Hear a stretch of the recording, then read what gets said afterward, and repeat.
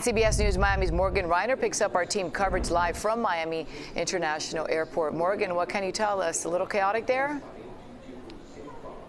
Yeah, just a little. But Maribel, first, I promised everyone about 30 minutes ago that coming up at this hour, I would be speaking to a cybersecurity expert, and I keep my promises.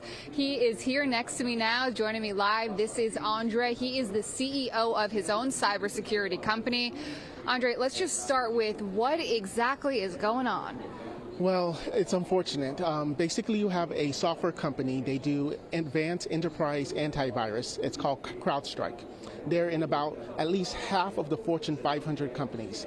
And what we have is that, according to the reports, they push a software update, which is very normal. Every day they push updates. And this update, unfortunately, had a conflict with the Windows operating system, and it crashed all of the computers. Wow. So all morning long, I've been talking to some angry passengers, and some of them, several, have actually mentioned they believe this was a hack. Any indication on your part that could have played a role here?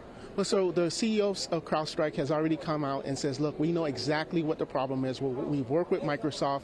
We have a way to reverse this. There's no indication that it's a cyber attack. And you were telling me earlier, which I find very interesting, and I think passengers deserve to know, how long do you think it's going to take to get everything back in order? Well, and the steps that Microsoft and CrowdStrike have to do now is, because these computers are essentially not online, they can't just have an IT professional run an update to reverse what just happened. They have to literally go computer by computer, an IT professional, computer by computer, to reverse this. And that's going to take a long time, so I could easily see this being days or weeks of systems down, from the airlines to the banks to apps on your phone. Have we ever seen anything like this? I have not. In the 20 years I've been doing this, this is the worst I've seen. Wow. Something else that we were talking about, just the huge impact this is having. How is it that just one software update could impact everything from banks to media, us? We were having issues this morning, to airlines, planes across the globe being grounded. How is it that one piece of technology has such a large impact like this? It's weird, because CrowdStrike is a very respectable company, and when they do these type of updates, they test and they test and they test in all different environments. So someone really dropped the ball. Someone truly made a mistake, because this should not have happened. Thank you so much for joining us. We appreciate your insight. I do want to give you a look now at what is going on here at the airport. I teased to it earlier. This is the Delta line, and it is long. It would take several minutes for us to walk all the way down there. It goes for a while. Now, a lot of the passengers in this line obviously are upset by what is going on. These passengers here were told by a gate agent that came out about 30 minutes ago that the only people that should be getting in line at this hour are those who have flights before noon. Anyone who has a flight that's scheduled to leave after noon is not allowed to get into this line just yet.